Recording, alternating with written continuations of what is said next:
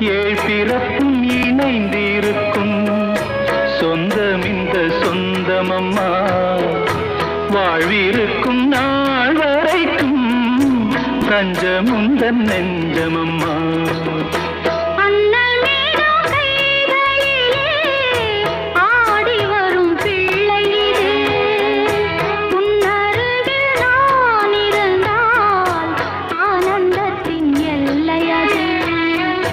காயத்ரி மந்திரத்தை உச்சரிக்கும் பக்தனம்மா.